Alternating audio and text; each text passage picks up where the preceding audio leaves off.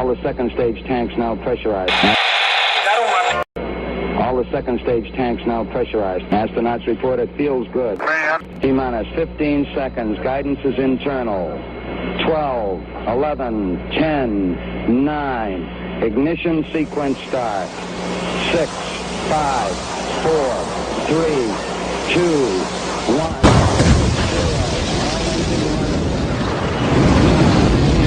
Like a furry torpedo to the jugular. This is Honey Badger Radio. Radio with Buddy.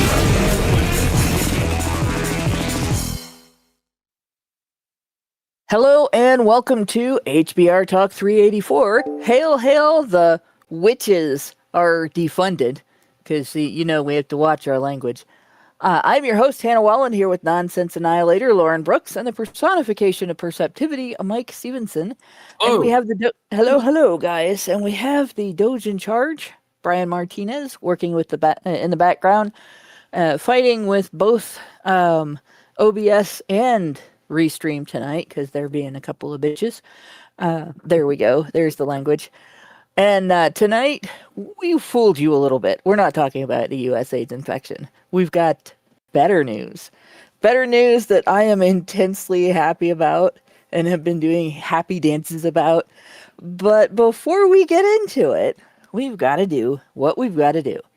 As always, Honey Badger Radio dishes out a smorgasbord of thought-provoking discussions, and as experiences both recent and long past have demonstrated, the provoked thoughts are fighting back. They made it clear that for people like us, relying on third-party payment platforms like Patreon to fund our work is treading on thin ice, or building our house in the path of a rapidly growing wildfire. In light of this, we strongly encourage our supporters to switch at least their support for us to feedthebadger.com, the most stable way to help us out. And if you want to tip us directly instead of relying on any social media platform's tip jar, the link for that is feedthebadger.com/justtip. And as always, the same risk applies to our social media platforms, which is why you should further provoke the Thought Police by tracking our thought-provoking discussions on honeybadgerbrigade.com, where you can find your way to all of our content, as well as a link to feedthebadger.com in the drop-down menu at the top of the page. And with that, as you can see from the shared screen here that I've got going on, we are looking at a presidential action on withdrawing the United States from international organizations, conventions, and treaties that are contrary to the interests of the United States. So why would I be excited about this? Because, I know that some people are very concerned. I've seen some statements about some of these things that people are very upset about because they're considering them to be a threat to peace with the United States. But there is one in particular that I am just beside myself with happiness about. And as we get down here, it takes a minute to find it because it isn't labeled the way that you would think. So, let's see. There we go. So, the UN entity for gender equality and the empowerment of women is UN Women. So, right now, according to this paper, I hate that this thing exists. See if I can shrink the text a little bit so I can see. No, it's not going to let me do that. Dang it, that wasn't showing before, and now it is. It drives me nuts. All right. But I'll read it anyway. So, by the authority vested in president by the Constitution of the laws and the laws of the United States of America, the president has hereby directed via Order 14199, withdrawing the United States from and ending funding to certain United Nations organizations and reviewing the United States support to all international organizations. Blah, blah, blah. There's a lot of legalese there. Based on the Secretary of State's report and deliberating with his cabinet, which essentially means they actually looked at what these organizations are doing. They didn't just do it on the basis of, well, I don't like what this organization says it represents. The actual basis for this decision was, we don't like what these organizations are doing. What are their actions? Or there are organizations from which the United States will withdraw, and there are multiple non-UN organizations here. Before we get into it, a lot of us are wondering what exactly it is that the United Nations does, because as far as a lot of us know, all they ever do is say things. I mean, they extract money, they extract funding from all kinds of countries, including the US, and this is the big story. The US is no longer going to siphon an ungodly amount of money into this institution that, as far as we know, just says a bunch of things, including how everyone should focus their morality on the well-being of women and only women. But yeah, I among others am wondering, what does the UN actually do? What did it ever do other than say a bunch of things? And I'm saying things is doing things to some extent, only as long as saying those things results in other people doing things. And I suppose that's it, right? Well, the UN, their function is for world leaders to get together and hold meetings to determine the content of treaties and to decide how to fight with world leaders that are not part of the UN. So national leaders, basically, that are not part of the UN, over things that the nations that are part of the UN have decided are important enough to kill people over.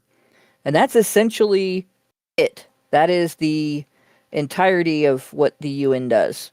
There is no something better that you can say about it that could justify the actions that they take, or the content of the various treaties that occur as a result of UN actions, UN meetings and stuff.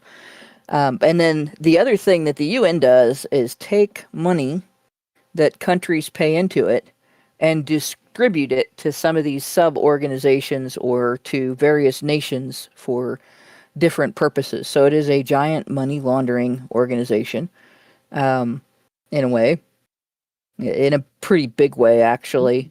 And I think a lot of people recognize that already. But the hullabaloo that's going to come out of this is going to, I think, help more people recognize that. Because I think the United States is actually the biggest funder of UN Women. I don't think they get more money from somewhere else than they get from us. And so if that's true, if I'm right about that, they're going to raise holy hell about the United States ceasing to fund them. And you'll start seeing all this victim-y bullshit on sites like X, because they're gonna try to guilt trip the president into changing his mind. They don't know how to do it in any other way, right? They don't really have. Basically, imagine if Grima Wormtongue wasn't just Grima Wormtongue, but like the guild of Grima Wormtongues. Like for every king of every nation, there's a Grima Wormtongue behind him, funded by the UN. The UN being funded by all these nations, especially the US, and now some kind of Gandalf emerging from the USA has shoved his stuff in the guild of Grima Wormtongue's face and gone, "Get thee gone," or whatever it was in the script, or ever. This is where the metaphor breaks down, because it's not one king; it's all kinds of kings. It's not the king that's waking up from his intoxicated slumber. It's just the guild of Grima Wormtongues that have that no longer have the magical power that they once had, and they have no choice but to crawl back into the woodwork, so to speak. And I'm here for it. Yeah, me as well. I'm here for it as well. And we have a night motorcyclist in the chat talking about some of the other stuff that's going on. And yeah, the Europeans are quite mad about this. Now, why won't there we go. I can't scroll back up, but yeah, notice how it's mostly white women supporting this crap. To be fair, UN Women actually does have it's international, but I think there will be more white women complaining about the change than there will be women of various colors, various shades of brown and gold.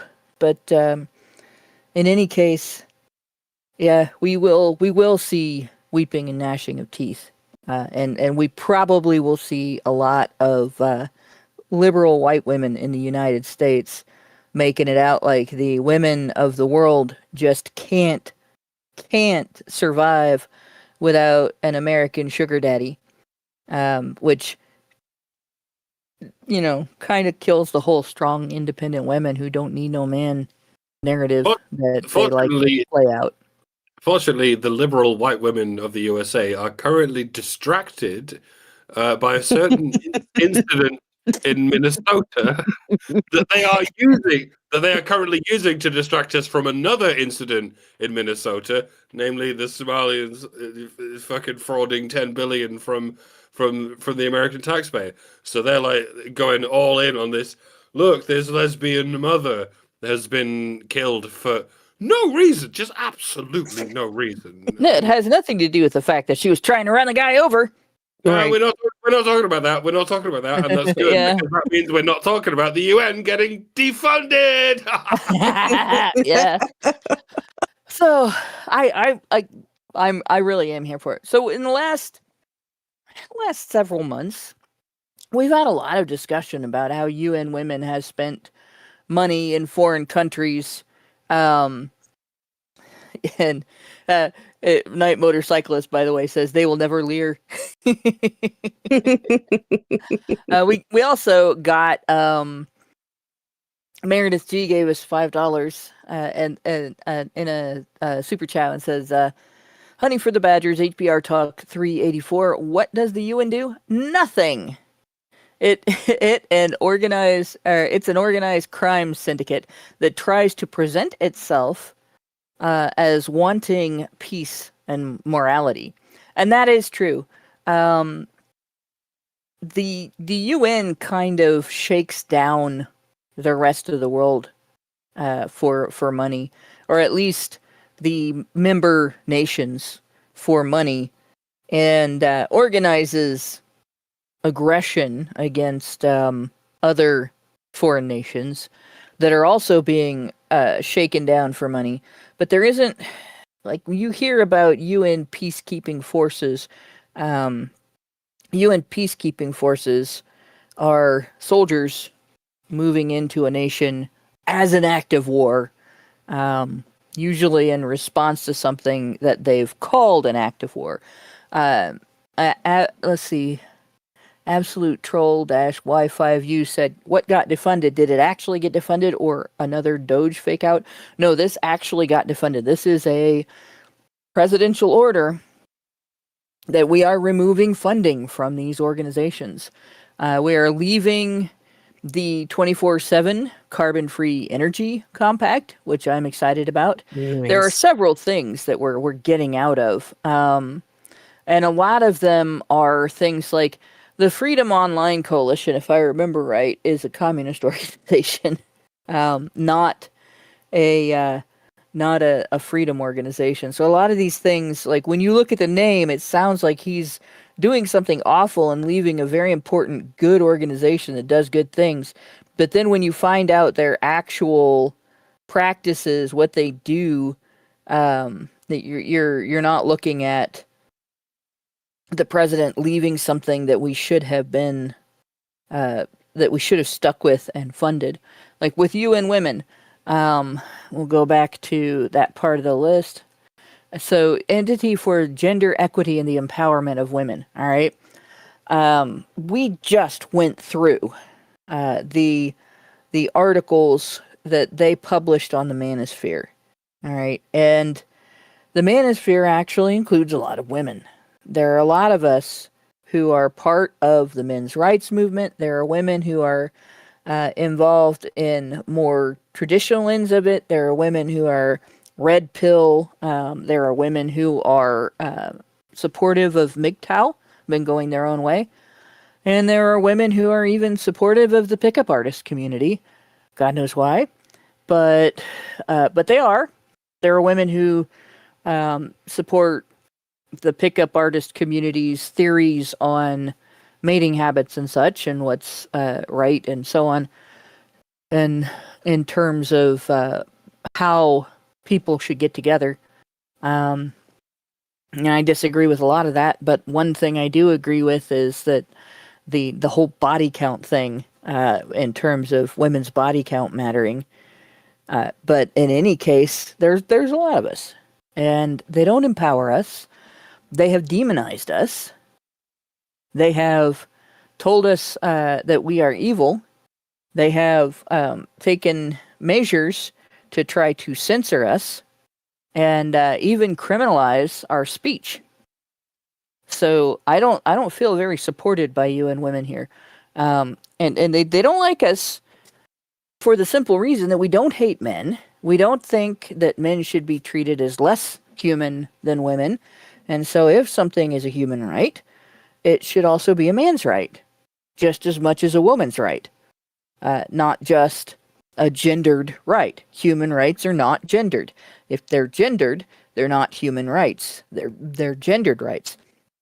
And of course, equal treatment under the law doesn't support the idea of gendered rights. So either feminism can say they're fighting for equality, or they can say they're fighting for gendered rights. And UN Women likes to lie about that. So they're not supporting women like us. They're not supporting women who don't want to carry the bazooka referenced in, I think it was called the Were Bitch Project or something like that that you did, Mike. That's an old one. But oh god, that takes me back. Yeah, it's like forever ago. Yeah, it's one of my favorite cartoons, though, because it's true. The bazooka refers to women's legal power to like to destroy a man with lies in court and with lies in social settings, right? And the character played by Brian actually comes out and says, I think you'd actually be a much nicer person if you just put down the bazooka. And that's true. I think a lot of what stops men and women from being able to get along is women's addiction to that power and their attempts at justifying that power, and men's legitimate fear of that power. Because that's a power that is nefarious. It's not good that a woman can destroy a man with a lie. Nobody should be able to destroy another person with a lie. Not legally or socially. And the fact that they can do it without repercussions is terrible. It's even worse than the fact that they can do it at all.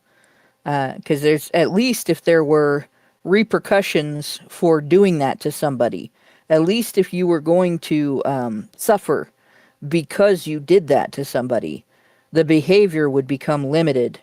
There would be fewer people willing to risk it, and it would take a lot worse circumstances or a lot bigger motivations for somebody to do that. Just like, even though there are many, many people who are maybe morally or ethically deviant, very few people try to rob a bank, right? Because the repercussions, even though the payoff seems like it would be huge, the repercussions, the risks, are so bad that you're unlikely to do it. So if you just put down the bazooka, you might be an actual decent person to be around, right? UN Women doesn't want women to put down the bazooka. And yeah, in regard to the question of what UN Women actually does, or what the UN actually does, again, all they do is say things. They don't really have the power to actually do things. But that's not to say that there's no connection between saying things and doing things. It's all a matter of scale. If everyone is saying a certain thing, then that can lead people to do certain things. I mean, it's like the education system. If teachers are telling children, if teachers are saying certain things to children, then that's going to encourage children, and I say that in the nicest terms. Encourage. It's going to encourage children to do certain things, and as long as there's a monopoly on what people are allowed to say, it's going to cause a monopoly on what people are allowed to do. And yeah, that's kind of what we're seeing. This is how you have to kind of work this idea of free speech around this idea of freedom of action. Yes, people should be allowed to say anything they want, but they should not necessarily be funded to say things that not everyone necessarily wants them to say. We here at Honey Badger Radio are not particularly fond of what UN Women is telling people is the truth, given that is not exactly the truth. UN Women is in the business of fucking lying to people by omission at best, and just straight up fucking lying at worst. And yeah, this is something the mass media likes to call misinformation. And you should absolutely be allowed to say that. You should be absolutely allowed to say anything you like, even if it's a lie. But we are not under any obligation to pay you to say those lies. Yeah, in fact. And thank fuck that the US is finally going, yeah, no, we're not going to pay you to say those lies. Get to fuck. Yeah, UN Women has made a practice of some interesting styles of lying. And I think in the Nuzzo letter here, this is one, right? He highlighted this. I hope I'm pronouncing his name right. I think it's Nuzzo, not Nuzzo, but it might be Nuzzo, which would be brilliant because he is a journalist. James Nuzzo is in the Nuzzo letter, or Nuzzo. Anyway, if somebody knows, let me know. But they had this post. This is from a while ago, because I remember responding to it. Of all journalists killed in 2011, 11% were women. In 2020, this was 6%, which means the number of female journalists killed was cut in half just about in a couple of years. On the International Day to End Impunity for Crimes Against Journalists, let us say out loud, stop targeting women journalists. Obviously this is one where he pointed this out, and a bunch of the rest of us pointed this out as well, that's a tiny minority. In 2021, if 11% were women, then 89% were men. And in 2020, if 6% were women, then 94% were men. So the number of male journalists that was being killed went, well, the percentage of journalists being killed who were male went up. That doesn't mean the number went up. And this is not. It could be fewer journalists getting killed too. This is not because the proportion of female journalists went down. The proportion of women in every white collar job has gone up and up and up over the last few generations. It's even though the proportion of female journalists has gone up, the proportion of female journalists getting killed has only gone down. That's what that is. Yeah, pretty much. So, they're complaining that any women are among the journalists who are getting killed. They don't mind if journalists are getting killed. They only mind if the journalists who are getting killed happen to be female.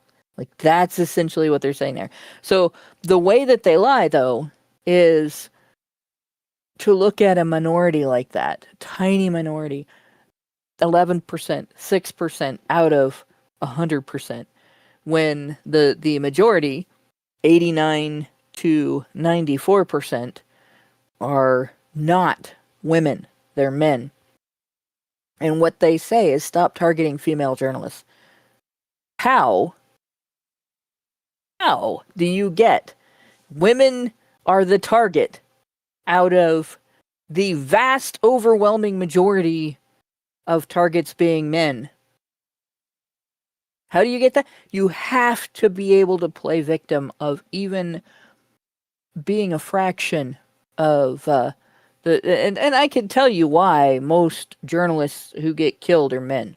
Right? Most journalists who go into the dangerous areas and war zones, most journalists who try to talk to the enemy and find out what they're thinking, most journalists who are in combat zones, they're men. They're not women. Women don't usually do that.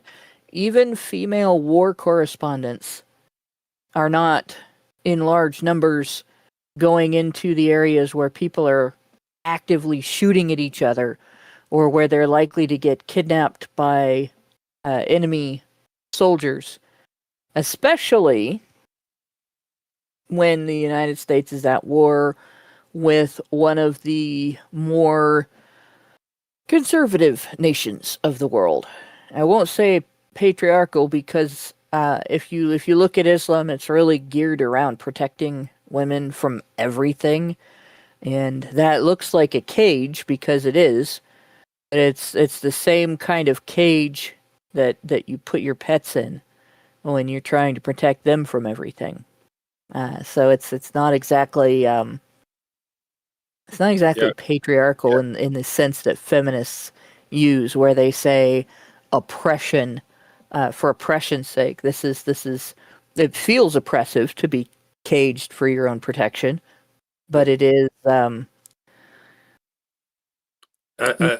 benevolence.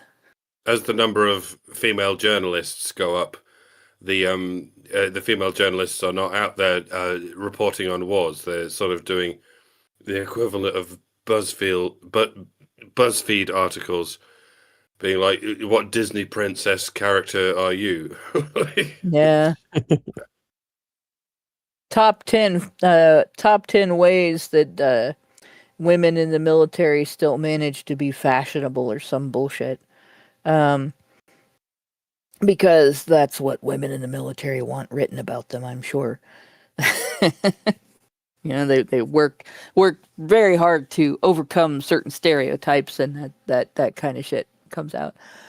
We got a super child from Richard Bier, gave us $5 and said, "Well, on the surface, this looks like a good thing. I think that the celebration might be premature given how we have seen those recordings of meetings where the middle bureaucrats were bragging about getting around various policies that they don't agree with. I will also say that depending upon how many of those new hires are still at the IRS, perhaps tasking them with investigating and auditing the financial shenanigans related to certain child care and learning centers might get the ideologues to resign because they only signed up to soak the rich."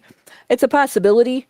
The thing is that unless the UN starts funding UN women, this is like a direct thing. It's not a situation where money can just be dispensed to UN women without permission, without some sort of protocol being followed to get them that money. So it would be traceable and it would be caught. Where, like, the thing that we were looking at, these were people discussing the formation of contacts and organizations as a means of continuing the work they were doing without U.S. funding and without U.S. involvement. So UN Women may reach out to a bunch of other countries to get their funding, right? But it won't be coming from the United States. That is a very big deal. And to me, I look at this. There are other nations that if the U.S. isn't funding something, they don't fund it either, or they don't. They follow suit because they don't want to spend the money. They don't try to hold it up. And I don't think that UN Women is going to be getting a whole lot of money from the nations that they've been criticizing. For instance, given their propensity to promote the other side of the conflict in Israel, I don't think that they're going to get much funding from Israel. Right? So there's one wealthy nation that won't be likely to fund them. They might get funding from European nations, but European nations are economically cutting their own noses off to spite their face right now, so they may not have a bunch of extra money to be shooting out to UN Women. Maybe China, if China thinks that they're subversive enough to the West, might fund UN Women. Maybe Russia, for the same reason, but you won't see them getting a bunch of Middle Eastern money because they have been criticizing the fuck out of Islamic states, and you probably won't see them getting any money from South America, mainly because the nations that are the most feminist in South America don't have any money. They're broke. We don't have any money in Europe either, but they're probably going to still keep funding UN Women. The fact that the US isn't doing it anymore under Donald Trump just means they're going to go, well, if Donald Trump is doing something, we're going to do the fucking opposite. Yeah. This is what keeps fucking happening. Certainly in the UK. Like, the only country we were allowed to be xenophobic about is the US. So, in the event that the US is under America First policies, like as long as the fucking Democrats are in charge of the US, like the UK is going to go, oh, bravo, US, thank you so much for putting yourselves last. If only you could put the Israel last as well. But in the meantime, we're so glad that you're putting yourselves last, and we will get behind you in putting ourselves last as well. But yeah, if you've ever listened to our media, you'll know, like, the only country other than itself that they're allowed to criticize or go in the other direction from is an America that puts America first. It's getting increasingly difficult to get this through to the normies of the UK. They seem convinced that the only country that's doing anything wrong is America, and everyone else is doing everything right. And this is probably this goes especially for those in charge of the government.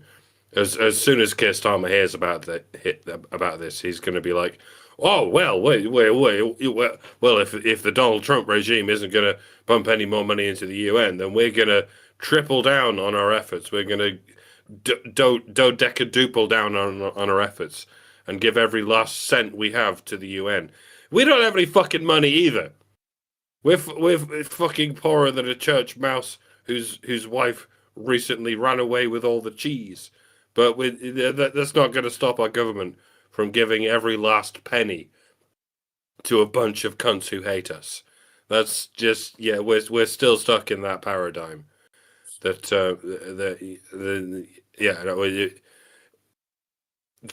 UK lost, especially England lost, especially the English people lost. It's especially the people lost. It's a hell of a state of affairs, and again, you can't get this through to people because even when you try, they'll go, "Oh yeah, that sounds bad, but it must be even worse in America." No, it's not.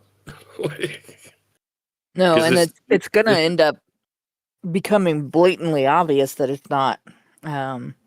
We're in a situation now where things are improving, and they're going to improve at a rate of speed that's going to shock the hell out of the people in Europe who support all of this UK last bullshit. They're really not going to understand what's happening here, and I think we're going to see some economic changes that are going to shock the hell out of people too. Yeah, it's they're going to end up either looking like nut jobs, trying to continue that line of thinking, or changing their minds. You know, there will be some people, maybe not, enough, but there will be some people that will change their minds simply because the evidence is going to be overwhelming, honestly. And I think that changes in the U.S. will hopefully pull the world up with us. But yeah. And Packard's got an interesting point. Wealthy, liberal white women might try to fund UN women with their husband's money. That I could see that. I could see them doing that. I could see these old biddies of the old school, like the old guard of boomer liberalism, trying to take their husband's money and keep this organization afloat. And it might for a while, but I think eventually they're going to, like, their selfishness is going to override that, and they won't continue long enough to make a big difference. That's my prediction. I'm starting to get pretty sick of so-called conservatives or whatever blaming everything on white liberal women, because that just gives them an excuse to eke into these so-called progressive fucking mindset where it's white people that are the problem. Like, but it's okay if it's white women who are the problem. No, it's women who are the problem. Don't get me wrong. It's most definitely women who are the problem. Yeah, but when we're talking about money, it's usually being spent, but like somebody spending their husband's money, it's usually white liberal women. When you're talking about like organization and promotion of communism, the grift, like Black Lives Matter, where they take in a bunch of money and then they spend it on themselves, that's usually black liberal women. But it's both ends of it are liberal women doing those things. The misandry, on the other hand, you get that from women of all political facets. Well, women of all stripes suffer from I say suffer, but they have this tendency towards relational aggression. Yes. Like any given nation, as soon as it has the economic wherewithal to do so, they will fall upon their women and the relational aggression of their women, and the relational aggression of their women will spread to their men, and eventually to their children, to the youngest of possible age, and they'll keep teaching it to the children of the youngest possible age. Like, it's like race really is secondary to all of this. And if you're going to talk about white liberal women, like, it's not like the fact that they're white is tertiary. The fact that they're liberal is secondary. The fact that they're women is primary. Okay, yeah. So if you the way the method changes, that's what I'm talking about. Like you look at a different method. Each group has their different methods. What are they doing? For instance, you have the racial victim signaling. White women really don't get a lot of leverage with that for the most part, unless they are leveraging it with certain types of conservatives. But for the most part, that if they shout that, they're shouting into the wind. Nobody cares. right? So they aren't going to use that, but they will use economic power if they have it. Whereas if you have women who have some sort of racial history, that there's, whether they're black or Latino or Asian, they'll use victim signaling on that basis because they can. And so they'll try to eclipse, each one has a reason why they eclipse their femininity behind some other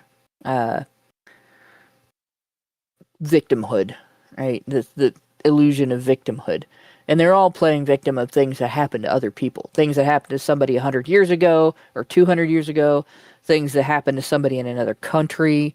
Things that happened to somebody in another state. Like, for instance, conservative women will play victim of things that happened to women in other states at the hands of gang members from other countries. And they'll make the issue about women and not about crime, right? And as if men are not also being killed by gang members from other countries. They are, by the way, often in the course of protecting the women in their lives, but not always. We also have...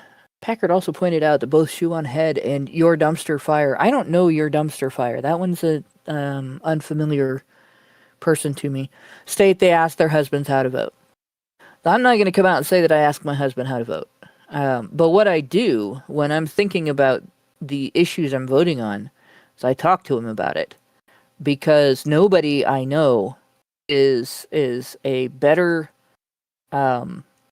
idea sorter and idea vetter than he is. Right? So if I'm thinking about something and I bring it up to him and we talk about it and I'm not considering something important, usually he is able to peg the important thing that I'm not thinking about, like nail it right there and say, hey, have you considered? And especially when we're talking about local issues, like often you'll have funding on the ballot for schools and stuff like that.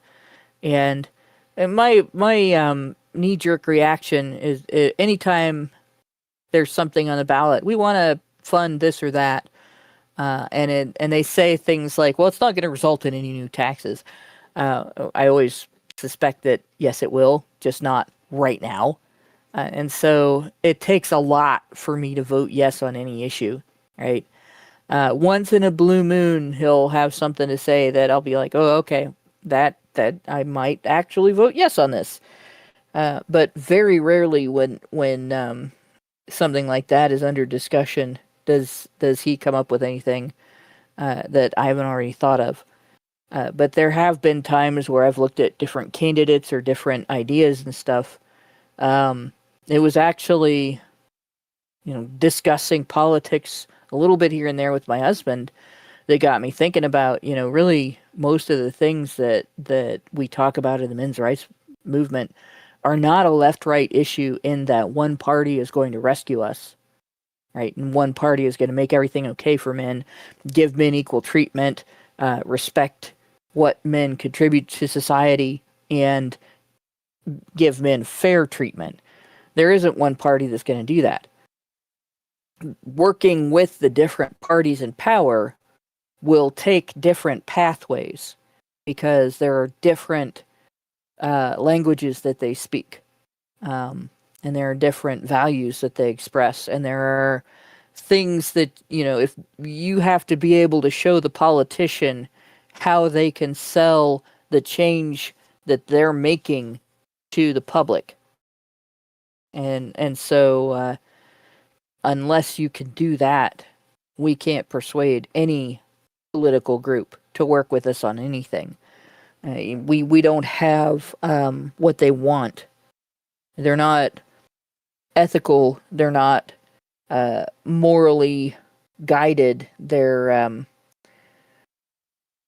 I would say both major political parties that control politics in the U.S. are pretty pretty sociopathic, right? They're in it for them. They don't really, as a party, necessarily care about the public. They don't care about the people. They're kind of like two different sides of Cthulhu. So you have to show Cthulhu what's in it for Cthulhu. What are you going to feed him in order to get what you want? And this particular type of Cthulhu eats public relations. Basically, they have to be able to market themselves every election. So you have to be able to feed them a way to market themselves in the next election. Look what we accomplished for everybody by changing the law to support equal treatment of men in this one way. Women of all stripes exploit the shit out of that. Absolutely use it to their best advantage. And you find that Republicans will work with feminist groups.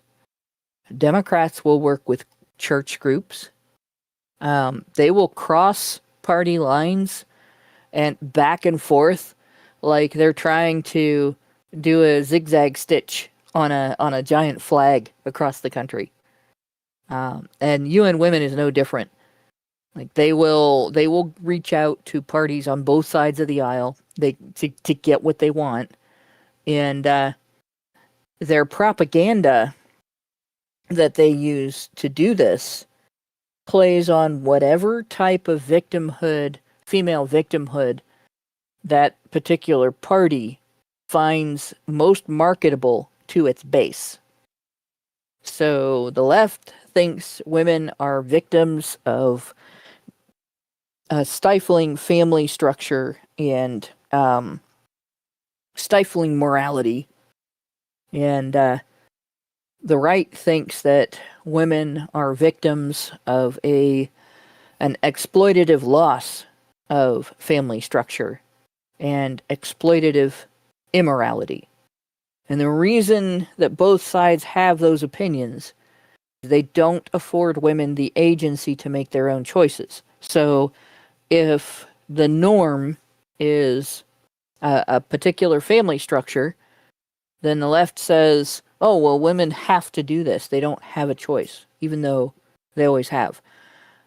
If the prevailing rebellion against the norm is a particular avenue of immorality or a particular avenue of destruction of family structure, the right then treats women who want to have that family structure or want to be morally wiser as victims of the fact that they're outliers to this rebellion against morality or whatever.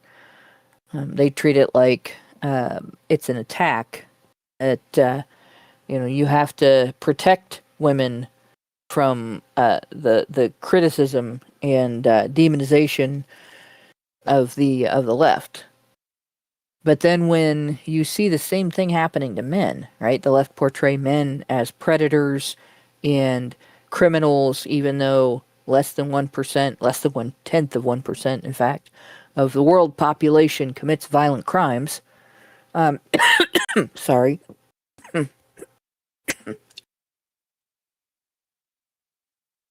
Neither party will speak up because they don't have that same failure to afford agency.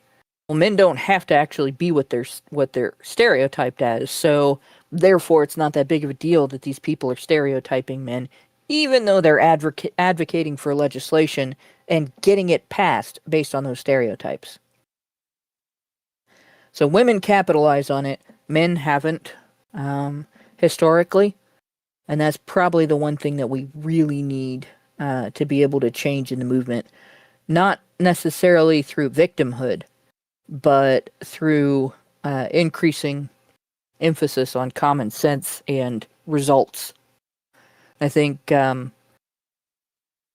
we need to get the public more results oriented.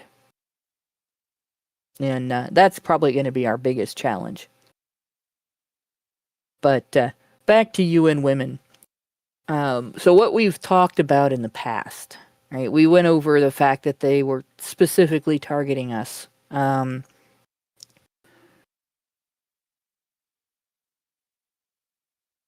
They had several articles that we'd been looking at on their plans to take down the manosphere. One of their big things that they had intended to do is to persuade world governments to censor us. Right? They wanted a system where your government would tell your social media companies what we could and could not say in order to prevent us from being able to criticize the actions of these feminist organizations. And they also had plans then to essentially not just go after the social media companies and make them censor us, but get laws enacted similar to the misogyny laws that you see happening now in the UK, where if someone like, say, maybe not me, because they wouldn't go after a woman as quickly as they would a man, but possibly because we're on the wrong side of the fence. But let's say they might look at Paul Elam's article that feminists mischaracterize as serious, the satire where he made fun of that stupid cat blog, Jezebel. Sorry, I do have a cold. I'm gonna end up coughing too much. But where he made fun of Jezebel's writers for saying that they beat up their boyfriends, bragging about it and stuff, their husbands and their boyfriends, by writing an article. If you see Jezebel in the street, knock that bitch out. Something along those lines. And it said at the beginning of the article, he had to put a disclaimer to show that it was parody. But in the article, if you read the entire article, it was pretty obvious that it was parody. And he very clearly pointed out that, we would rightfully recognize treating women violently in that manner as wrongful violence. But as soon as they say it about men, it's funny all of a sudden to people. And that is an unequal treatment. Right? Articles like that, where the point he was making ultimately wasn't that people should be engaging in violence toward women, but was that it's just as bad for women to engage in violence toward men. That would get him jailed under policies that UN Women wanted enacted in countries all over the world. Now in the United States, where we live, not in the same state, but both of us are American citizens, I don't think that there's a legal avenue necessarily to make that happen without significant challenges to whatever laws might be passed, because it'd be a violation of the First Amendment right to freedom of speech if the federal government tried to regulate that. You say that you couldn't parody a violent article. He declared Bash a Violent Bitch Month to draw attention to a problem. But again, like I said, I don't think we would have that repercussion here, but I think they could achieve it all over the rest of the world. And I think most countries, the legislators wouldn't read past the first paragraph after the disclaimer, which they would skip. And the next things that you would have would be laws stating that kind of writing can't be allowed. You'd have misogyny laws. I'm surprised, by the way, that Australia doesn't have those. Like that the UK was first, because feminism in Australia is even worse. Consider that women are stronger than children. to a certain age, certainly until teenage age, and we can wax all kinds of lyrical about how much women beat their children. In the same way, we can wax lyrical about how men beat their wives or the women in their lives or whatever, and we could present a satire either way about these things. I mean, imagine presenting a satire about how children should beat their mothers. Before I elaborate on that, I just want to let it percolate among your minds, right? Given that women are stronger than their children up to a certain age, certainly up to the teenage age, to what degree would it be acceptable to present a satire or even a serious artistic diatribe as to the degree to which we should be encouraging children to beat the shit out of their mothers? I wonder if I've just presented my own Elam moment. Yeah. if this is what people are going to present as, look at what Dr. Randerbegam said. He said that children should beat the shit out of their mothers. And yeah, no, I'm just like, you know how this power differential is often painted, that it's okay for women to beat men because they're just so much weaker, except when it comes to sports, in which case you can identify it as whatever you want. Well, or in the workplace, like you obviously, even in the harshest of work environments, women do equal work, right? It's just we're always fighting this war on two fronts, where feminists will acknowledge that men are stronger than women when it comes to these domestic issues, but when it comes to sports, no, biological men are not stronger than women.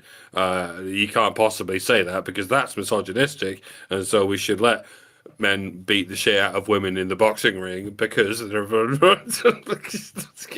and none of it makes any fucking sense. But I'm just trying to draw a parallel, a modern day parallel to Paul's infamous article about Jezebel. That it's not okay for men to beat women because men are stronger than women, but it's also not okay for women to beat men, even though they're weaker than men. Well, what if I suggested that it's okay for children to beat the shit out of their mothers? Would that work? Even though children are weaker than their mothers, does that make sense? No, it doesn't, does it? Because it would just be another form of relational aggression. Like, people shouldn't beat the shit out of each other in general. Like, it's not like, unless you're actually fearing for your life, unless you actually have to beat the shit out of someone in order to prevent a greater violence from happening. Like, people shouldn't be beating the shit out of each other. They shouldn't even be punching each other. They shouldn't even be bopping each other in ways that seem irrelevant. But you have the soggiest of knees, Doc. Yeah, it's people like to say that men are naturally more violent than women, but they're not. Women naturally will bop men. Do I need to explain what a bop is? Where they just go because you said something spicy, because you said because you said Women a spicy slap. because you said a spicy joke, and so they just instinctively just sort of bop you on the chest. It doesn't hurt, obviously, but they do it anyway because their first instinct is to do something a little bit violent, because they can't think of anything else to say in reaction to the spicy thing you just said. So they just go psh, because they know it's not going to hurt you. But when you translate this to the relationship between women and children, they do the same thing. If a child says something a little bit spicy, the woman will just bop them, and in that scenario, it kind of does hurt. because women don't know their own strength. They don't care about their own strength because they're always comparing it with men's strength. They can always bop a man because it doesn't hurt. And so they think they can always bop a child because it doesn't hurt, but it kind of does. Not just it doesn't always teach either. Not just physically, but psychologically. A woman will just instinctively bop a child, especially when there's no man in the house, when she can't just delegate that violence to the man in the house, which is how it usually works. If there's no man in the house, which there frequently isn't in this day and age of single mothers and such. But see, now in those houses, they're doing more than bop. Right? You haven't heard of the flying slipper of death. Women will take their footwear off and throw it at their kid. And some women are quite adept at hitting the child in the side of the head with a flying shoe or slipper, flip-flops, whatever. And this is, or the other one is they'll take the shoe off and smack the child with it, like they use it as a whip or a paddle. And I mean, I've seen this. I've witnessed this with friends growing up, that the kid does or says something that the mom considers a bridge too far, inappropriate, whatever.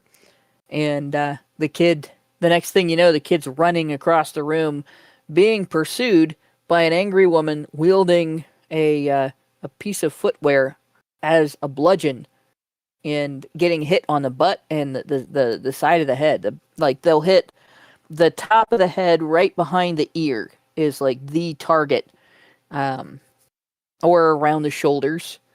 And God forbid you accidentally turn your head at the wrong moment because your lip is getting split. And I've seen that. I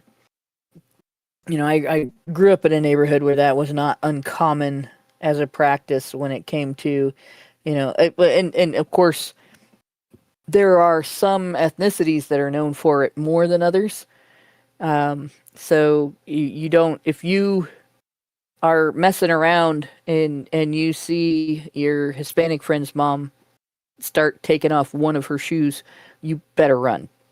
She won't even differentiate between which kid is hers and the other kids in the room. Everybody's getting slippered. But yeah, this is a common behavior among women. And they would freak the fuck out if you said their kids should hit them back.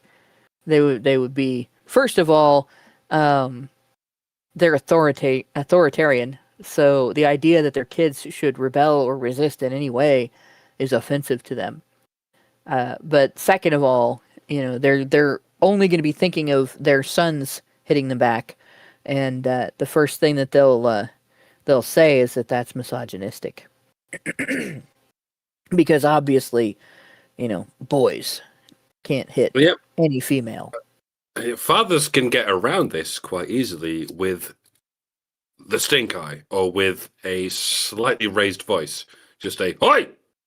That sort of thing. In a way, women can't. I don't know why they say. It's probably because my mom could, because it's a deeper voice. But in general, men have this. Fathers have this way of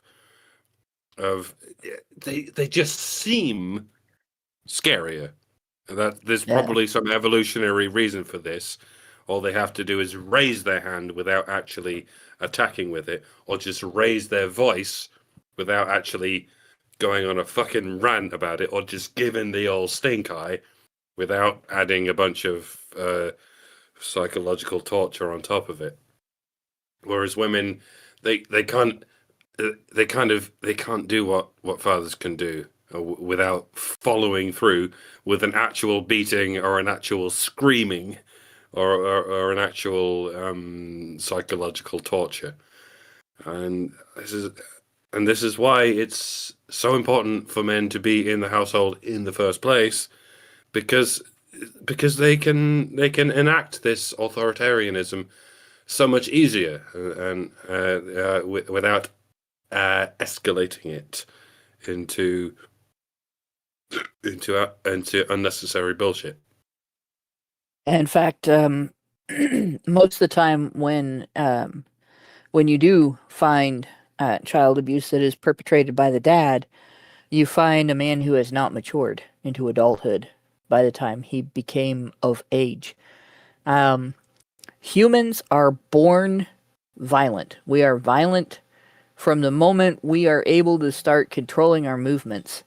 And it's not just violence to get stuff. Like, we think it's hilarious when we're little to bop people in the face and get a surprised look or whatever and laugh. Somebody gets bonked on the head, it's funny, and so on. Like, that's one of the earliest forms of humor your baby engages in, is laughing because you got hit on the nose or you got hit on the head, and stuff, giggling about stuff like that. And then the next thing that happens when your baby is old enough to start like moving around and picking up toys and playing with them and everything is that if two children of close to the same age at that stage in their life, when they're still learning to control some of their movements, but they have enough that they can pick up toys and play with them. If one of them has a toy and the other one wants it, they don't try to share. They don't try to enjoy the toy together.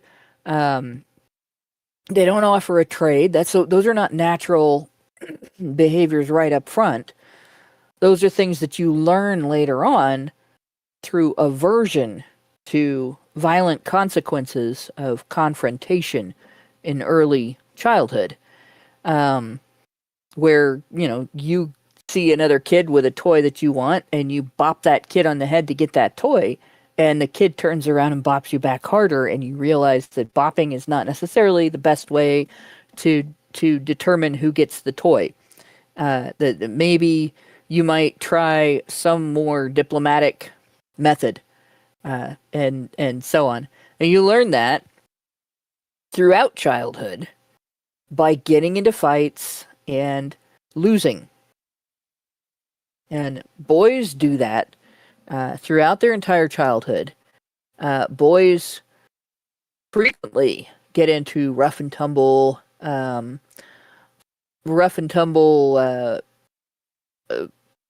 play fights, serious fights, all kinds of, learning how to get along with each other, or learning how to not get along with each other, and essentially learning ways to avoid being the target of violence.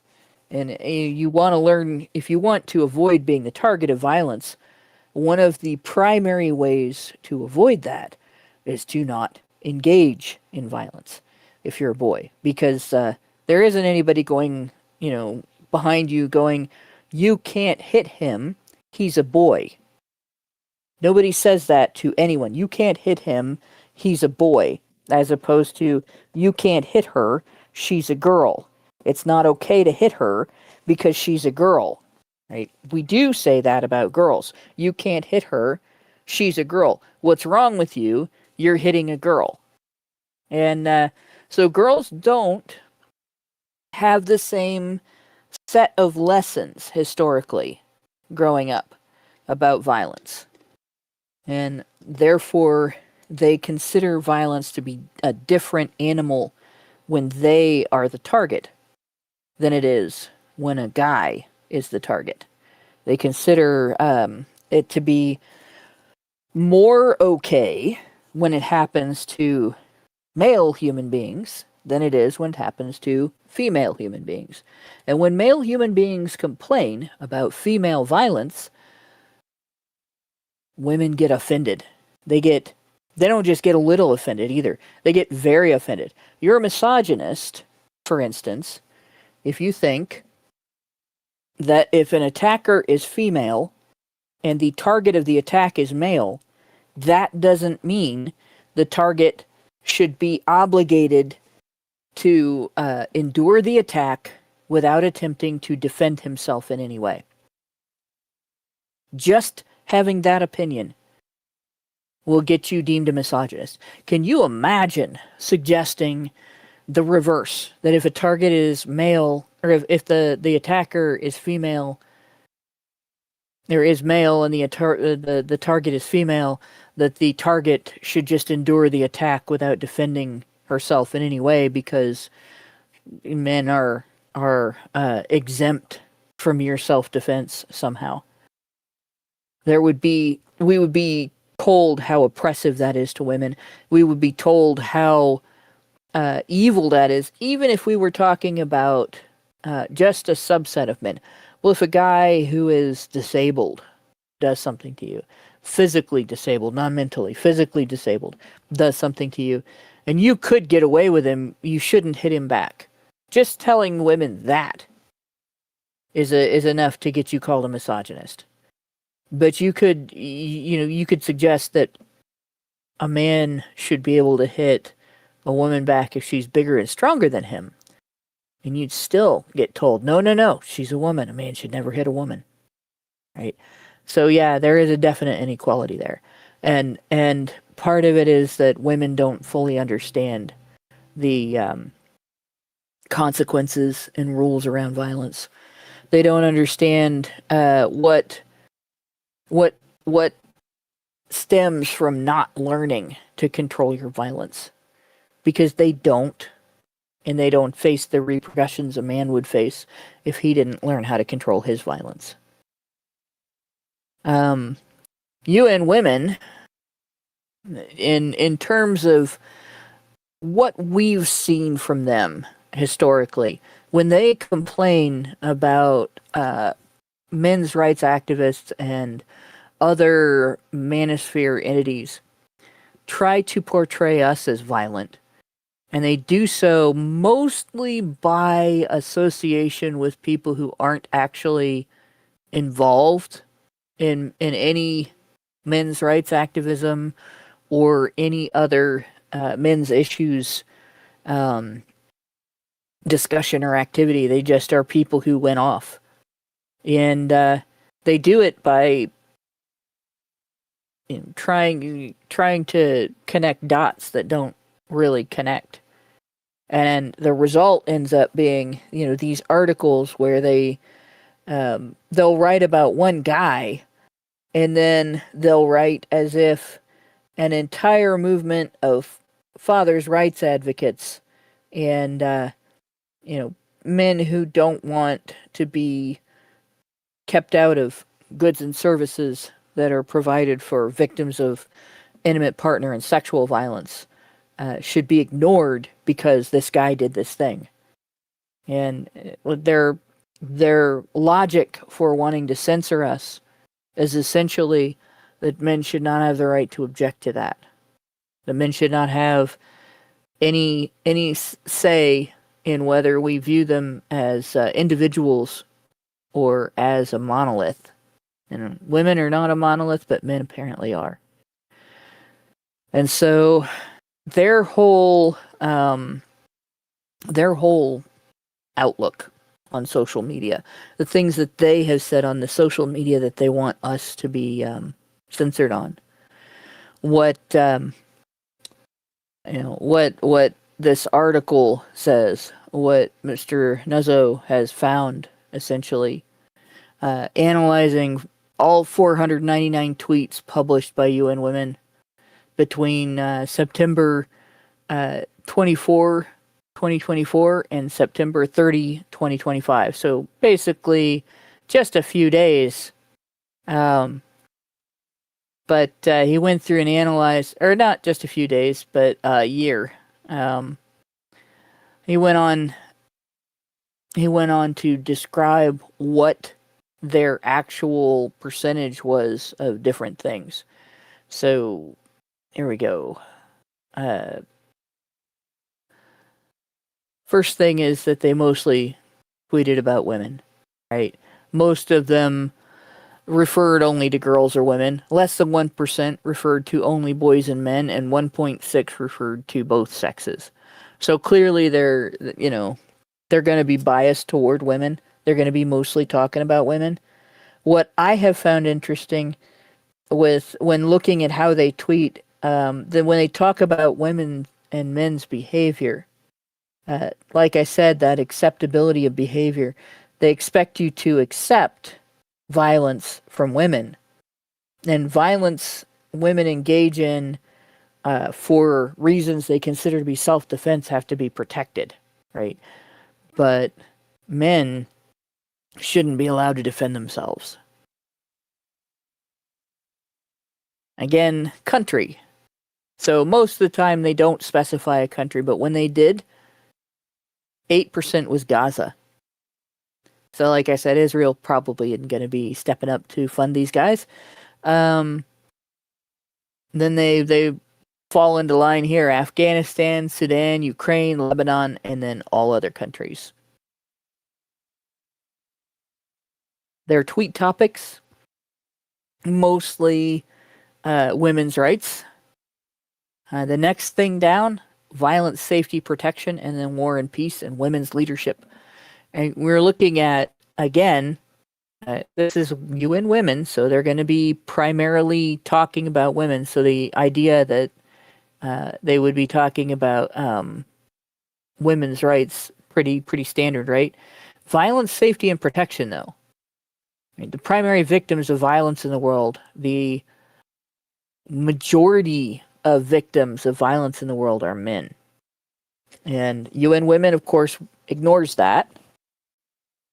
And the majority of perpetrators of violence in the world fall into this, at least of non-war related violence, fall into this group of less than 1/10 of 1% of the world population.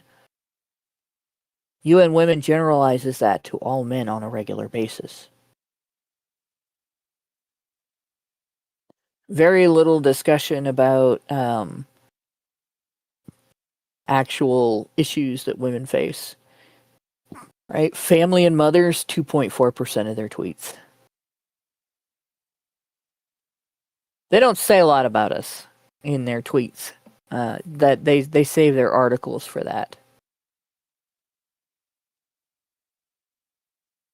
This was an interesting one. So he says the 5 most common topics were, and we talked a little bit about some of this. Gender equality and women's rights, 29.7% of tweets. Violence and women's safety / protection, war and peace, women's leadership, fund and invest in women. For the current analysis, the category of violence and women's safety / protection consisted of tweets on domestic violence against women and online violence against women, digital threats against women, and any tweets that contained the words safety or protection. So the category war and peace included any tweets on war and any tweets that included the word peace. So,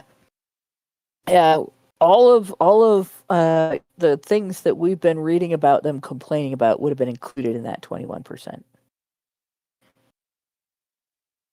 Their main message was that women around the world are experiencing widespread victimization, including unequal rights, and that gender equality can be achieved only if women are given more money, greater political power, and further protections from perceived physical and non-physical harms. So that's the avenue. What they were trying to do, what we were funding, the thing that we were paying into, was an organization that was trying to get laws passed to protect women against words. Word. What kind of word? Cunt? I mean, Yeah. Am I under arrest? I don't know. That one's it depends. Are you pretending to be Australian? What about misandry? Is that going to do me in? What were you saying? I can't understand your accent. So, skipping like the domestic violence thing, I think we've talked about that ad nauseum. It's difficult to not do that though, because it's one of their biggest topics, feminism's biggest topics, and we know because we've showed you the research that the majority of domestic violence is actually two-way. That among one-way domestic violence, 70% of it is female perpetrated, and that among two-way domestic violence, that's associated with more violence from women than from men. So most of that is also female initiated. And again, like I said, women do not mature as much as men do when it comes to violence, and so they don't learn to control their violence. So they do have a habit of pushing men into corners, backing men up against the wall, poking and prodding, yelling, hitting, and generally getting into a man's space until he snaps and defends himself, and then playing victim. And because of that, we have this idea that there's a huge amount of only female victims of domestic violence, when in fact, that's a traumatic experience, having somebody back you up against the wall, stick a finger in your chest repeatedly, and then start slapping you and hitting you, even if it's not doing significant damage, even if they're not good at it. It is a traumatic experience. And eventually you do lose control of your ability to refrain from striking back or lashing out or pushing them away. And even just a little push to push someone away who is doing that to you, if you're a man and the person who is attacking you is female, that can get you sent to jail, even if you're covered in bruises and she's completely uninjured. David Lowboy says, Twat did you say? I can't hear you. I've an inner ear infection. It's the yeast of my problems, and now I must finger it out. That's great. Recently, we've talked about their digital violence threats and safety. This is a big deal for me, right? This is a major thing. UN Women and other feminist groups, when they talk about this, they'll say digital threats, and they'll say threats that lead to real-world violence. But then when you look at what they want censored, it's not threats. It's not anything that leads to real-world violence. It's men saying things like, when women should get back in the kitchen, which is, nothing happens when a man says that. A man can say that all he wants. I just had an argument with a guy, a troll, that I'm pretty sure was just trying to make the men's rights movement look bad. Some dipshit. And the argument is unfortunately gone because the dipshit got really aggressive and got suspended. The account seems to be gone, but essentially this individual said every way, shape, or form, shut the fuck up because you're a woman, get back in the kitchen, blah blah blah, and nothing happened to me. Literally nothing. There was zero impact on me. Well, there was one thing. I gained followers. I don't know why.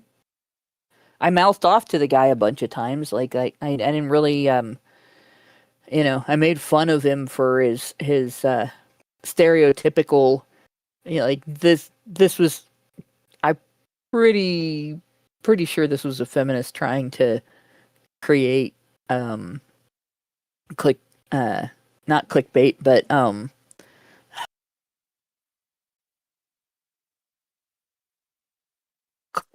quote mining opportunities, and nobody jumped in and defended this individual because nobody in the men's rights movement actually talks like that to anybody. It's not a normal behavior, right?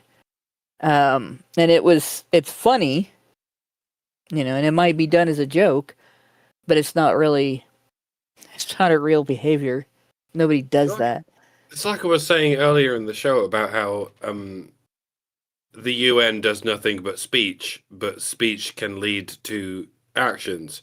And I know that kind of makes me sound like I'm one of these feminist snowflakes who's talking about how speech leads to violence. But it's like I said, it's a matter of scale. Like, do we have educational institutions in which men's misogynistic speech leads to violence against women. I don't think we do. I don't think we do. Across the entire educational industry, if you can call it that, and the entire media industry, if you can call it that,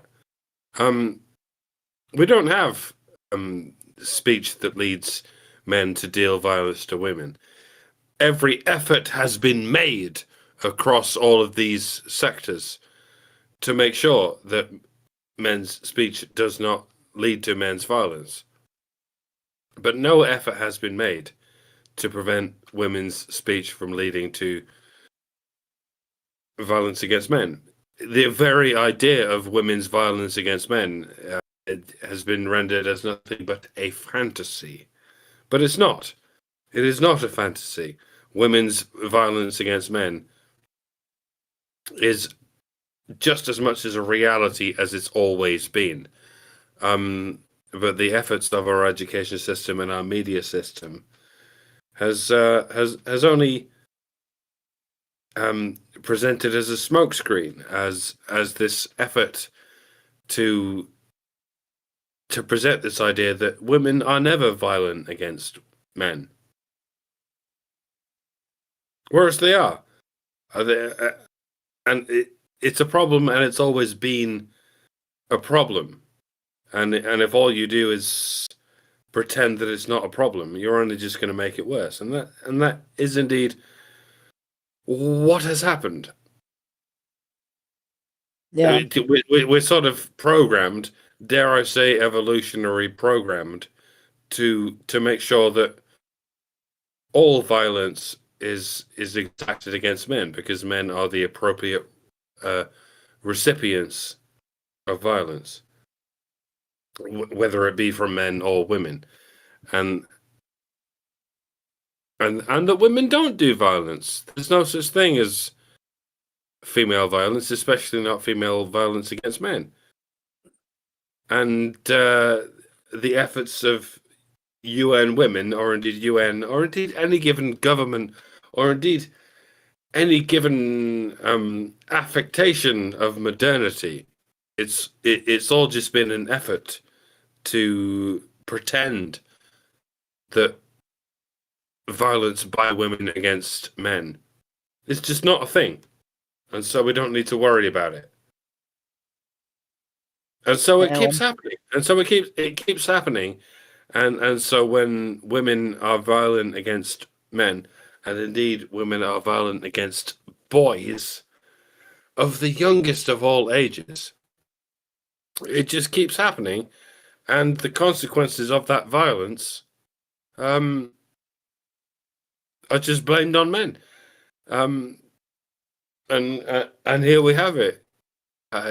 We have generational violence of women against men, and because it's never acknowledged as a thing that happens, it's just a thing that keeps happening, and no effort is ever made to prevent it from happening.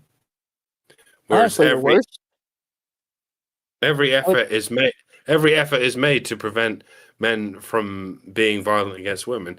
And yeah, that's a good idea. Men shouldn't be violent against women, and God bless everyone for making sure that doesn't happen.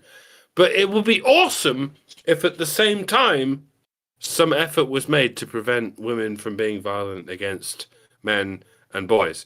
But such effort has not been made, and we found ourselves with this, dare I say, pipeline of men and boys who have had violence exacted upon them, and so those men and boys exact violence upon whoever happens to be in their general vicinity, and who happens to be in their general vicinity is women, because they happen to have been raised in single mother families.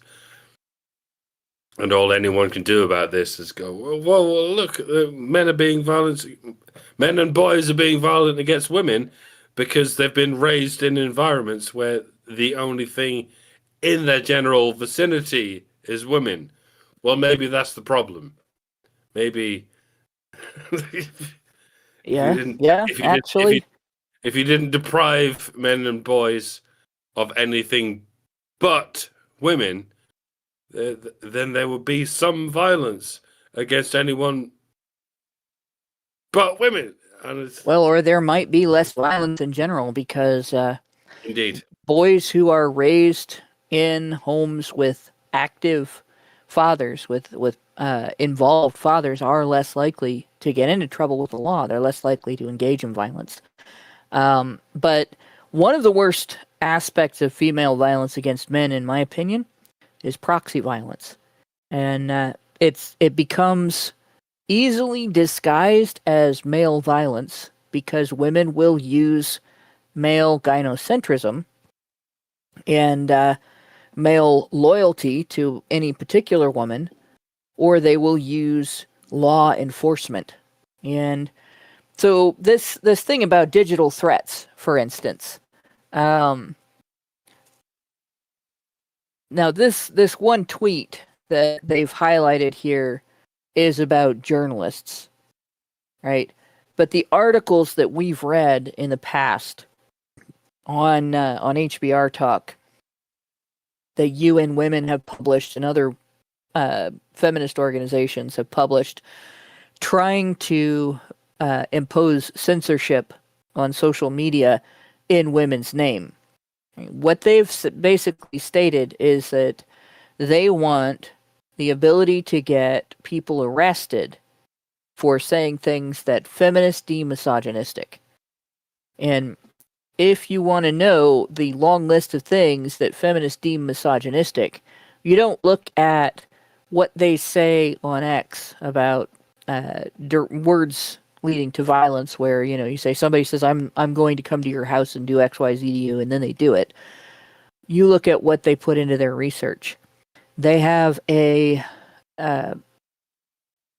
questionnaire they use to measure different types of sexism, like different questionnaires actually for different types of sexism, and one of them is on sexism that you don't necessarily think of as sexism, like benevolent sexism, or another one is on, I think they don't use the word inherent sexism. It's something like that, though. It's sexism that is, it flies below your radar, right? And they would include things like, if you say women do bad things, right? They have a list of bad things that people do, both men and women, and they'll make a statement, true or false, women do this thing. Well, yeah, sometimes women do that thing. So you say, yes, you're sexist, right? Because they've stated it as a stereotype. They didn't say all women. They didn't say most women. They didn't say some women. They just said women. And you answered yes, because to answer no would mean that women never do that thing, and you know that some women do. But they take it as you saying that thing is characteristic of being female, that men don't do it, but women do. And therefore, you're sexist because of the way they interpret your answer. So that's essentially, like, if you criticize the fact that mothers are more likely to be child abusers than fathers, if you point out that 70% of children who are abused to death by one parent acting without the other are killed by their mothers, not their fathers. If you point that out online, they consider that sexist. It's true, it's a fact, but it's sexist because you're criticizing women. They consider it woman bashing to acknowledge that people who do bad things can be female, and being female doesn't make it okay to do those bad things, and that we should consider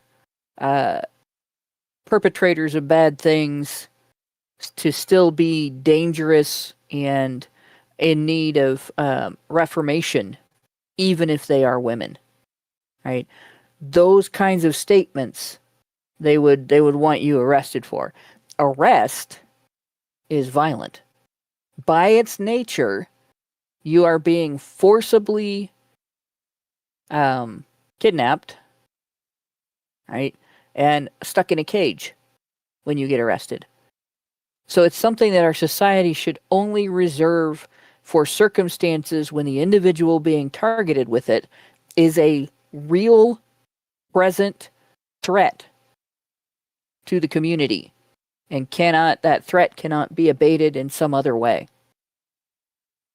But they want you arrested for saying that women can be mean, that women can be bitches, right? That women can be dishonest, that women can lie, and that women can use lies to hurt other people, that other people can face consequences when a woman lies, and that those other people who face those consequences when a woman lies deserve reparations, that they deserve for that woman to face repercussions, and they deserve to have as much repair done to their lives as possible by the community, because the community is the instrument that the woman used to hurt them when she lied. Right? Just saying that. They want you to be arrested for that. They want you to be arrested for noticing women's body shape. Right? If you don't like fat chicks, or if you don't like women with big tits or small tits or whatever. You like big butts and you cannot lie, or you hate big butts and you cannot lie. They want you arrested for saying it. Not for breaking into somebody's house and stealing their stuff at risk of their life and limb. Not for beating people up on the street. Not for throwing bricks through windows and stealing from stores because something happened in another state that you have some means of playing victim of. Nope. Just if you say, bitches be crazy. Or just if you say, Amy Schumer's new bikini pictures are ugly. Any of those statements, you're being threatened with being targeted for arrest. So the idea that defunding UN women, I'm sure there are going to be a lot of feminists out there. There will be hate, and there will be weeping and gnashing of teeth. And maybe in a future show we'll show some of that if it's entertaining enough. But I want you to remember, when you see upcoming complaints about the United States ceasing to fund this organization, that what they have stopped funding is an organization that has been pushing for you to get arrested if you advocate that women should go to jail for lying to the police about being raped, and getting a man put in jail on the basis of those lies. And if women complain along the lines of, but UN women were doing things, and we can say to them, no, UN women was never doing anything. All it was ever doing was saying things. And women will say, but we wanted them to say those things. And we'd be like, yeah, but saying things isn't the same as doing things. And then they'll say, no, saying things can result in doing things. And I'd be like, yeah, all right, that was the point that I was making a lot earlier on in the show. But we're sat here dreaming of a world in which saying things isn't necessarily doing things. Doing things is doing things. And saying things is saying things. And yes, there should be some kind of crossover. But that crossover shouldn't involve the likes of UN women. Obviously, there's always going to be, we start by saying things and then we finish by doing things. But it shouldn't have to be filtered through an institution as evil as UN women, or as the UN in general. These middlemen, and I say middlemen quite ironically, what I should be saying middle women. These middle women shouldn't exist in the first place because they only serve to muddy the waters between saying things and doing things. Because all the UN has ever done has taken the saying things and fuck it up beyond all recognition before it can ever become doing things. It's just been there to prevent important things from being done, for the sake of unimportant things being said, and that is that's the gender dynamic in a nutshell. Women just want things to be said. Men want things to be done.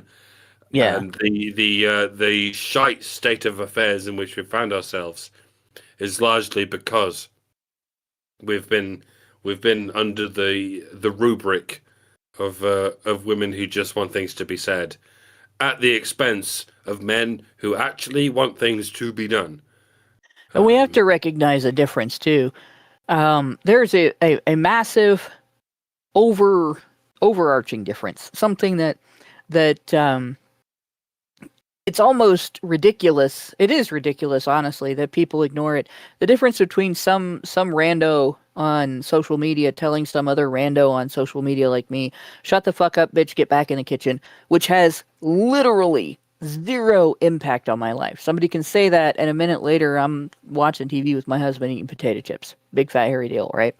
And somebody walking into a congressman's office and bringing in a bunch of mocked up fake statistics and saying, we have an emergency, you have to change the law so that women can get a conviction in cases where they've accused a man of certain types of crime without having to present any evidence, and they can't be cross-examined fully because it might embarrass them. And the congressman goes, okay, that speech is lobbying, and it's actual setting things in motion. It's Rube Goldberg's speech, where an effect happens on the lives of individuals. A man who goes to jail because it doesn't take evidence to prove that he committed a crime, in terms of the court making a decision. And he's also not allowed to introduce some of his exculpatory evidence, and he's not allowed to cross-examine the accuser as effectively as he would be if the accuser claimed that he broke into her car and stole it. And so he goes to jail for those reasons, and not because he actually committed a crime and it was demonstrably proved by physical evidence that showed him committing the crime or that placed him at the scene, and so on. He is a victim of that speech. He is a victim of that lobbying. And he is a victim of the congressman listening. Like, when they use lies to get laws passed that allow them to use lies to destroy your life, that speech is an actual threat. That is dangerous. And if somebody were to say, there have been a couple instances where somebody has online has said they were going to come get me or do things to me. One person published my address and a bunch of other addresses that were previously associated with my name, but I didn't live there anymore. And, I filed police reports and emphasized that I don't think anything's going to happen, but if something does, now you have this. And so that there's not going to be a big investigation. The cops aren't going to waste their time on it. But then if something happens to me, they have a thread to follow. But in terms of actual, that's like 1 in a billion things that people have said to me online. And for the most part, none of it has any impact on me. I actually laughed at the guy that published my address, made fun of him. because it's not like anybody else couldn't have found it if they wanted it. Right? That stuff is your address.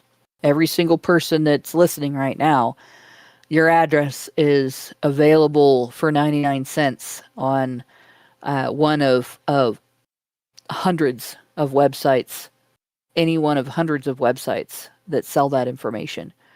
But in any case, yeah, there's a humongous difference between somebody saying something like that and then doing nothing, right? Versus somebody going to the police and lying and getting you arrested, or somebody going to your politicians, your legislators, and lying and getting laws passed that result in a lot of people getting wrongly arrested.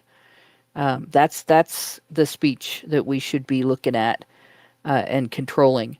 And the reason is not because freedom of speech shouldn't be absolute, but because regardless of your ability to own something, right, like a car or a swimming pool or a gun, you're liable for the actions that you take with it. And if you use it as a weapon to do damage to another person wrongfully, then you're liable for that action. So it's not the fact that you used your speech, it's the fact that you attacked another person wrongfully and did harm. That's where that speech should be controlled. Just saying something shitty to somebody online, the government shouldn't get involved in that.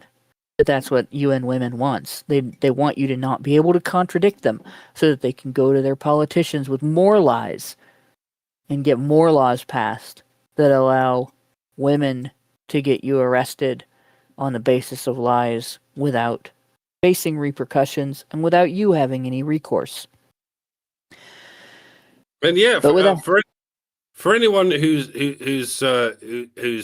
giving me the obvious response of, but Dr. Radham, all you do is say things. You just sit here online, like shouting a bunch of things, and I'm like, yes, I am no better than a woman. Like I'm no better than some man who just barks a bunch of shit. Yeah, I never pretended to be otherwise. I'm not a politician. I'm not a great man of history. I am someone who decided from quite an early age that all I'm going to do is yell a bunch of shit. And, you know, I never pretended otherwise. I'm at least you're not lying. Yeah, I'm never going to be a politician, but I'm here to tell people that, you know, men should be politicians.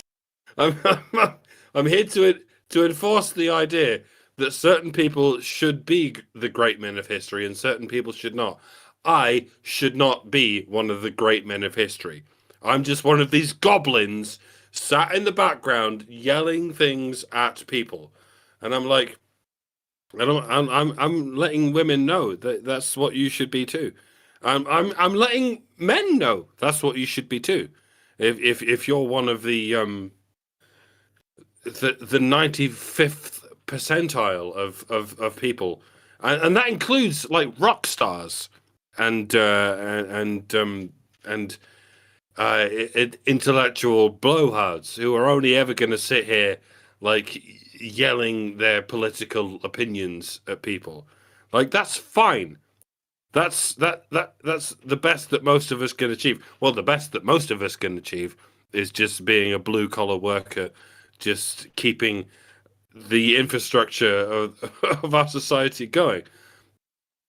And you know, I'm not here acting like I'm one of the great men of history. I'm just here doing what I can do to nudge the great men of history. And I'm just telling the great men of history that you shouldn't fucking simp for women, because there are very few women who are going to be the great women of history.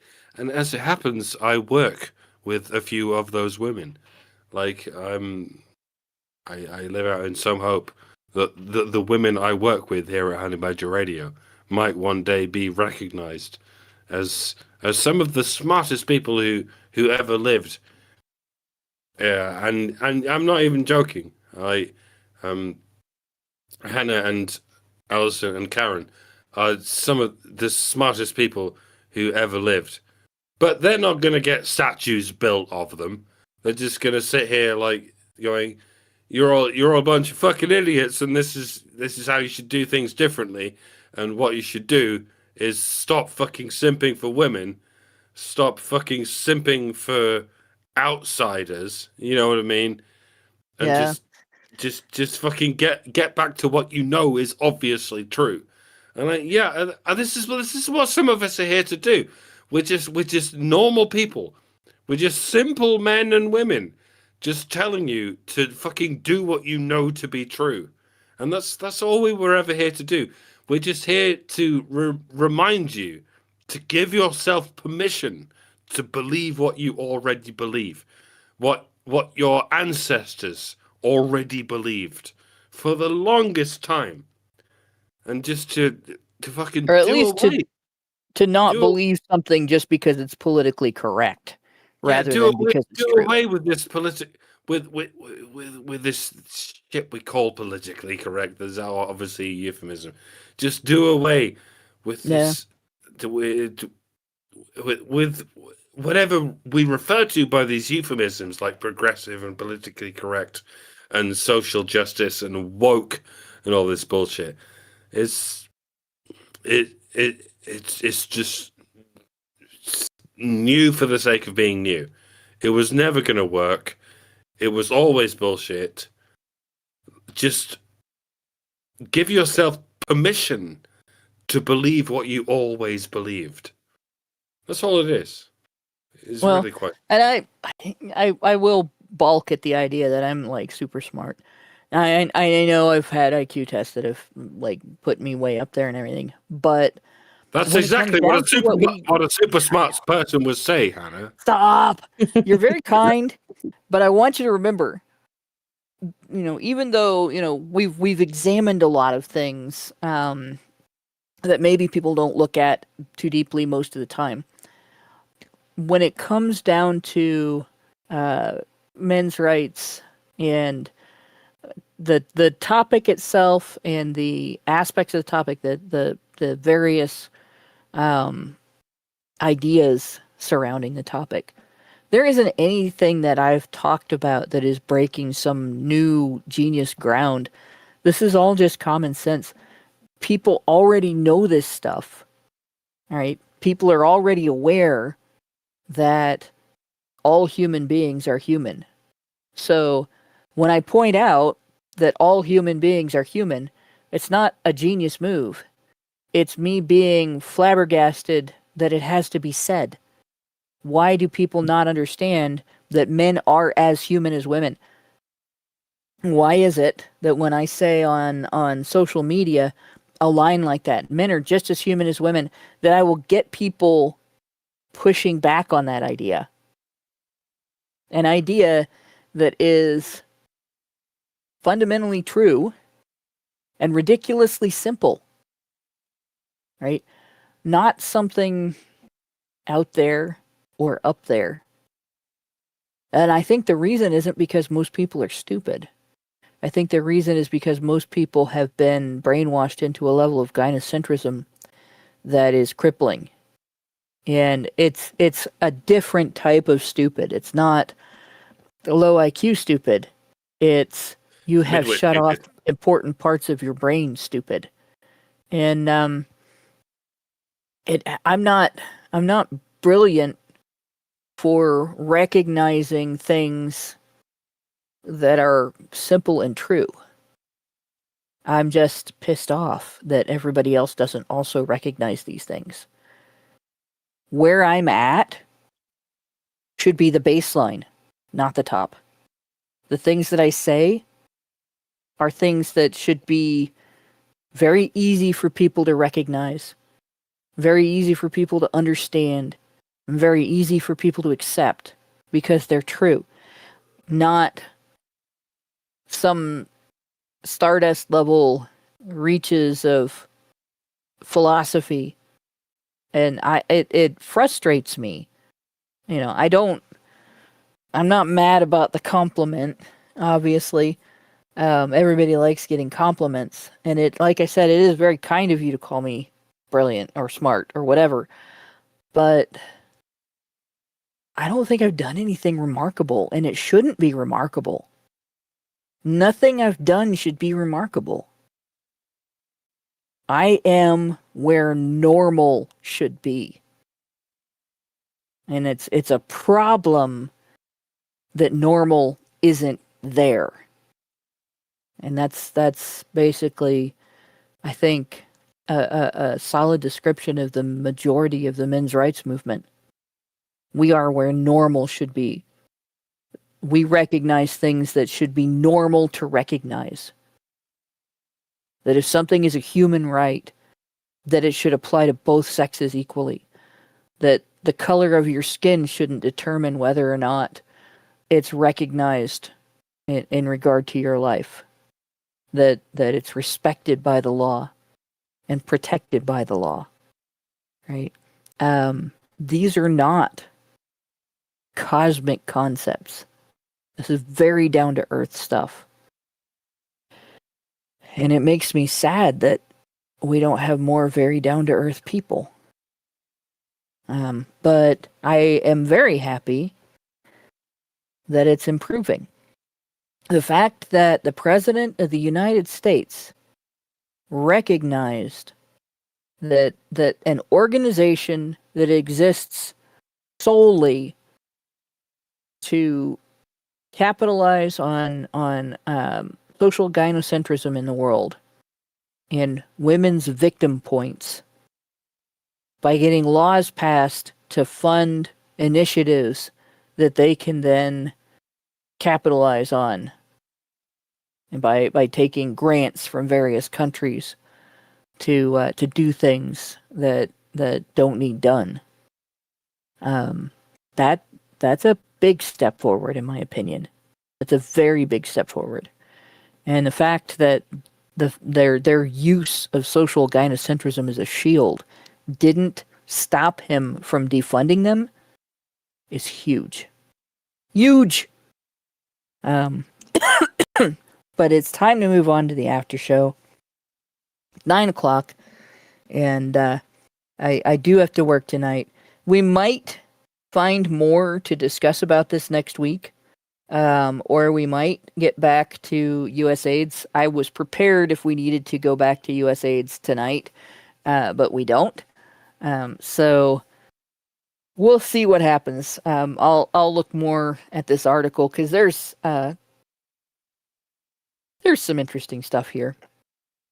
But the main thing I would say is this, to me, is a big, big white pill. It's not the biggest white pill. Right? It's not the best white pill, but I'm happy as hell about it anyway. It's a nice late Christmas present. Thanks everybody for listening, and thanks to my co-hosts for going through this with me and discussing this. Thanks to the President of the United States for cutting the purse strings on UN women. Thanks to everybody who works in the background to make HBR Talk happen. Good night, all. Machines. Men's right activists are machines, dude. Okay? They are literal machines. They are talking point machines. They are impossible to fucking deal with, especially if you have like a couple dudes who have good memory on top of that too. Holy shit, you're fucked.